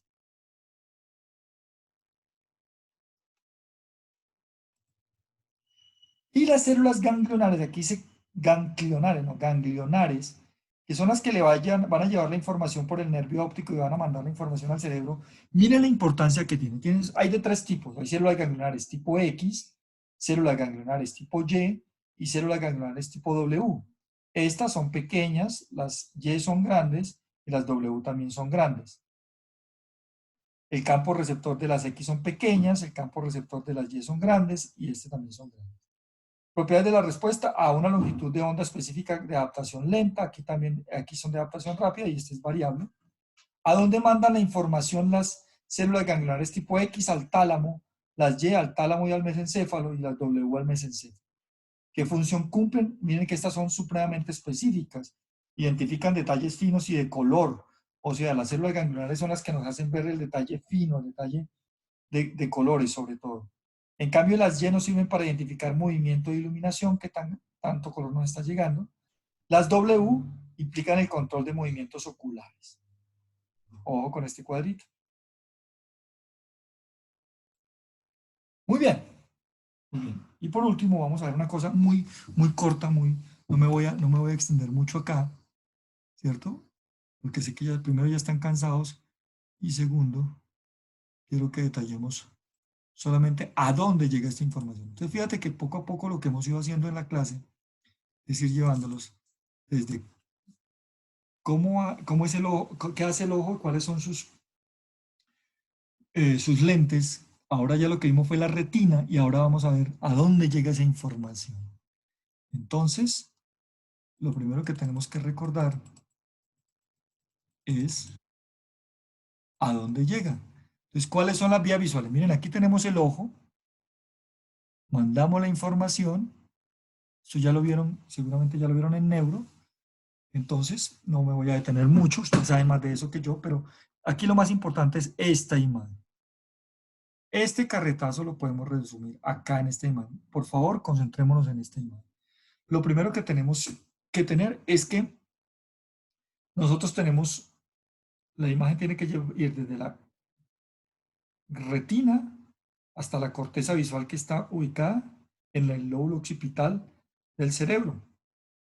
Y que tenemos dos campos visuales. Cada ojo de nosotros, cada ojo tiene su propio campo visual. Un campo visual que se llama campo visual temporal y un campo visual nasal. Por eso está pintado con colores, mire, está pintado con colores, tanto para el ojo izquierdo como para el ojo derecho. Entonces, una sola imagen, entonces aquí este ojo recoge por la parte temporal y por la parte nasal. ¿Por qué? Porque están pintadas con colores, porque cada una lleva porque cada una lleva un estímulo distinto hacia una región distinta. Veamos aquí cómo el ojo izquierdo por su zona, mire que es roja, temporal, es lo mismo que lo que ve por el ojo derecho por su zona nasal. Esa imagen la llevan, pero con una particularidad. La imagen nasal se decusa, o sea, en el quiasma óptico, se va hacia el otro lado y se une con la zona temporal del ojo izquierdo. Por eso síganlo con colores, porque lo rojo tiene que unirse con lo rojo y lo azul tiene que unirse con lo azul. ¿Dónde se unen? En el quiasma óptico, haciendo que la zona del ojo derecho temporal siga por su lado, pero la nasal del ojo izquierdo se entrecruza en el quiasma óptico y al contrario hacia el otro ojo. Eso es lo que dice acá, eso y nada más, para que no se van a complicar. Señales nerviosas salen de la retina por los nervios ópticos. En el quiasma óptico, miren, aquí está el quiasma óptico, se cruzan y se unen a las fibras del lado temporal y forman las cintillas ópticas. Las cintillas ópticas hacen la sinapsis en el núcleo geniculado lateral, un núcleo geniculado lateral que es este que les estoy mostrando acá. Estas fibras geniculocalcalinas se dirigen a una cosa que se llama la radiación óptica. Esta es la radiación óptica, ya estamos llegando a la corteza cerebral, para formar y formar la corteza visual primaria allá sobre la cisura calcarina del lóbulo occipital medial. Ahorita la veremos. Entonces, en otras palabras, nervio óptico, quiasma óptico, el tracto óptico, cuerpo geniculado lateral, radiación óptica. Aquí dice que algunas de las cintillas ópticas llegan hasta el núcleo supraquiasmático del hipotálamo. Muy importante ese núcleo supraquiasmático del hipotálamo porque tiene una comunicación, eso no lo están viendo acá, pero yo se los había contado hace mucho tiempo, tiene una comunicación con una glándula chiquitica que se llama la pineal. Y la pineal descarga una hormona que se llama melatonina y es la que nos ayuda al ritmo circadiano, a determinar qué es día y qué es noche. Pero la única manera para saber qué es día y qué es noche es que la cantidad de luz que nos entra. Y eso es gracias a la cintilla óptica que manda esas ramas por el núcleo supraquiasmático, ¿cierto? Algunas de estas ramas se dan por los núcleos pretectales al mesencéfalo. Estos me ayudan ¿para qué? Para reflejos en los ojos. Otros se van hacia el colículo superior para controlar los movimientos direccionales de ambos ojos. Otros del núcleo geniculado hacia el lado ventral del tálamo y regiones basales del cerebro con funciones conductuales. ¿Qué quiere decir esto? Que sí, yo veo gracias a que esto que les estoy mostrando acá, esta es la ruta hasta llegar a la corteza visual, pero algunas de estas ramas se desvían y se desvían a hipotálamo, a núcleos, a mesencéfalo, a colículos superiores o a núcleo geniculado para tener otras funciones como el ciclo circadiano. Por eso los ojos se nos cierran cuando tenemos sueño, porque estamos cansados, ¿cierto? Impidiendo que entre más luz. Otros se van hacia el mesencéfalo y son los que me hacen activar el reflejo fotomotor pupilar, impidiendo o abriendo la pupila o cerrándola para abrir o dejar entrar más o menos luz, o para poder controlar movimientos direccionales rápidos de ambos ojos. Cuando un objeto que pasa en movimiento y nosotros podemos seguirlo, es gracias a esas fibras del colículo superior, o a funciones conductuales gracias a lo que vemos a estas raíces. Entonces, no solamente la corteza, mejor dicho, no todas las ramas del nervio óptico llegan a la corteza visual. Algunas se quedan en hipotálamo, otras se quedan en mesencéfalo, otras se van a colículos superiores u otros se van a ganglios basales haciendo otras funciones.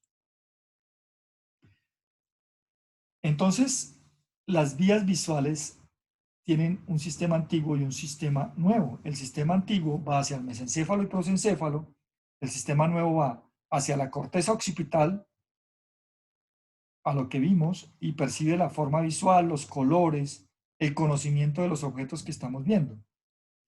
Entonces, las funciones del núcleo geniculado lateral dorsal en el tálamo tiene dos funciones: el de filtrar la transmisión de impulsos hacia la corteza visual, haciendo que no todo le llegue al cerebro, y otro es la transferencia de información visual desde el tracto óptico hasta la corteza visual a través de una radiación óptica que se llama el tracto genicular calcarino.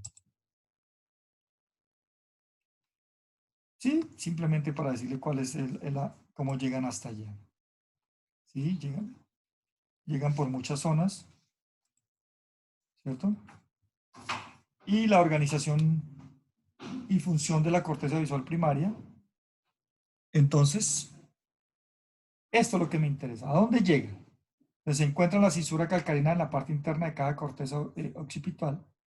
Miren aquí la cisura calcarina. Aquí están las áreas visuales secundarias. Aquí está el área visual primaria. Las señales de origen en la mácula terminan cerca del polo occipital. La retina periférica finalizan en el polo occipital. Todo finaliza allá.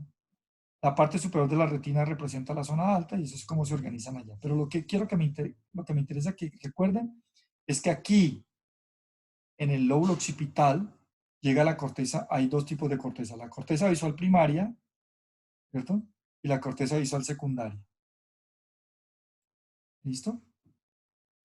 Entonces la fóvea, ¿se acuerda que en la fóvea es donde hay una gran concentración en la retina de conos? Y entonces tiene que reflejarse aquí en la corteza occipital, porque la fóvea es la responsable del grado máximo de agudeza visual. Entonces tiene una zona específica para que donde llegue allá. Está la corteza visual primaria del área visual 1 o B1 o corteza estriada. Miren acá, es esta zona que les estoy mostrando acá, corteza visual primaria. Las señales para el detalle visual y el color se transmite a la porción anteroventral del occipital ventral del lóbulo temporal. Yo no quiero que esta parte de anatomía, no me voy a profundizar mucho, es demasiado sofisticada. Pero lo que sí quiero entonces, llega todo a la corteza visual primaria. ¿Y qué hace la corteza visual primaria? Lo manda a una corteza que se llama visual secundaria, o también llamada área de asociación, que es esta que les estoy mostrando acá. Esa corteza visual secundaria es la que rodea la primaria, que es esta chiquita que estamos viendo acá. ¿Y para qué me sirve la corteza visual secundaria? Analiza el significado de la visión. Estaba por el área 18, ¿se acuerdan de las áreas de Brodmann? El área 18 de Brodmann, ¿cierto? Y también se conoce como B2, B3, B4, hasta llegar a B12. ¿Y qué analizan? Esto es lo que me interesa. El resto, forma, posición tridimensional y movimiento. Mire que es la que me dice qué forma tiene el objeto que estoy viendo, qué posición tridimensional tiene ese objeto y si se está moviendo o está quieto. Esa corteza visual primaria, pues, tiene unas capas como siempre y que están comunicadas, ¿cierto? Y reciben información desde, mire, de células. ¿Se acuerdan que las células ganglionares se dividían en células ganglionares X, Y y W? Allá mandan información. Vamos a detenernos en esto más y dejemos ahí por hoy. ¿Listos? Muy bien. Preguntas, porfa. Preguntas, porfa.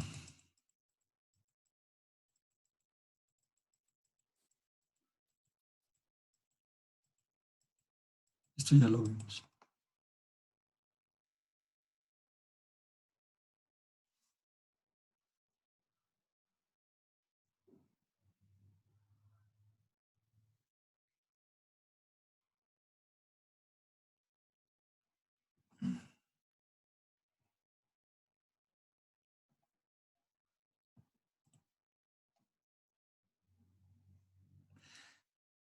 Correcto, David. Es una afectación. Hay algunos pacientes que nacen. Es una alteración genética ligada al cromosoma X. ¿Se acuerda que lo vieron en genética? Por eso se cree que los hombres tenemos más, que es una enfermedad solamente de hombres, pero no, las mujeres también pueden ser daltónicas. Entonces, ¿qué pasa? Como tenemos, en algunos pacientes nacen con algunos déficits, por ejemplo, acuérdense que hay conos rojos, conos verdes y conos azules. Entonces, algunos pacientes nacen con un déficit genético en la producción de conos verdes, rojos, perdón, sí, rojos y verdes y azules y amarillo. Entonces, ¿cuál es la vaina? Que algunos pacientes nacen con déficit en la producción de conos rojos. Entonces, cuando ven verde, cuando ven rojo, terminan viendo verde porque son los conos que están más cercanos. Eso es lo que hace la afectación, pero la respuesta es sí.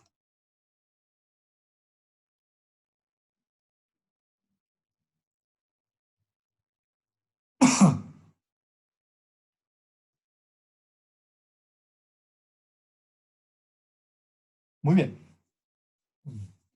Si no hay más preguntas, entonces toda la información, Camila, estamos en contacto los dos, ¿no? Para que tú les informes a ellos. Los dos estamos en contacto. Yo te mando toda la información y ya vamos cuadrando todo. No te olvides de mandarme para la información. Me están diciendo que si de pronto sabes, Camila, si de pronto tiene información de alguien que no haya, de los que están matriculados, que nunca haya venido a la clase, me informa, ¿vale? ¿Listos? Bien. Muchas gracias a todos. Nos veremos entonces dentro de 8 días. Si es que nos vemos, yo ya les informo si no se dedican a trabajar en sus trabajos y en sus grupos, ¿vale? Listo. Muchas gracias a todos. Chao.